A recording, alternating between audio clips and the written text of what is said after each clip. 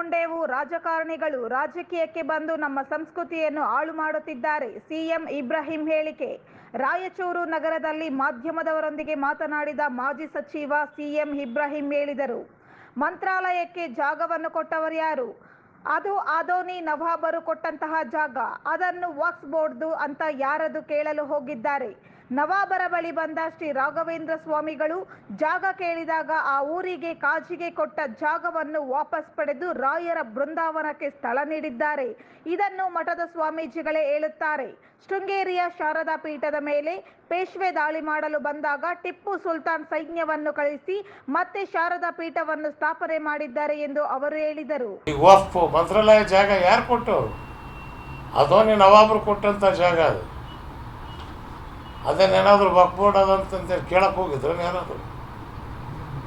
ರಾಘವೇಂದ್ರ ಸ್ವಾಮಿಗಳು ಬಂದಾಗ ಅದೋನಿ ನವಾಬ್ ಹೇಳಿದ್ರು ನಮ್ಮ ಬೃಂದಾವನೆಯಲ್ಲಿ ಮಾಡ್ತೀವಿ ಅಂದಾಗ ಆ ಊರು ಖಾಜಿ ಕೊಟ್ಟಂಥ ಜಾಗ ಕ್ಯಾನ್ಸಲ್ ಮಾಡಿ ಅದೋನಿ ನವಾಬರು ಆ ಜಾಗನ ಅವ್ರಿಗೆ ಕೊಟ್ಟರು.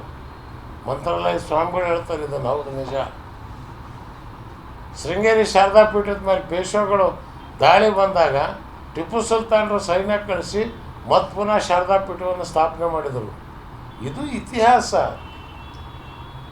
ಇದು ನಮ್ಮ ಪರಂಪರೆ, ಇದು ನಮ್ಮ ಸಂಸ್ಕೃತಿ.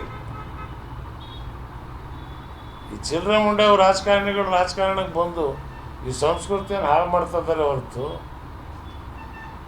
UPಯಲ್ಲಿ ಬುಲ್ಡೇಜರ್ ಸುಪ್ರೀಂ ಕೋರ್ಟ್ ಹೇಳ್ತು ತಪ್ಪಿದು ಅಂತ.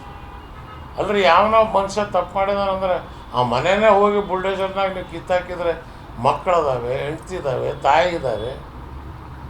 ಒಬ್ಬ ವ್ಯಕ್ತಿ ತಪ್ಪು ಮಾಡಿದ್ರೆ ಆ ಮನೆಯೇ ನೆಲಸಮ ಮಾಡೋದ?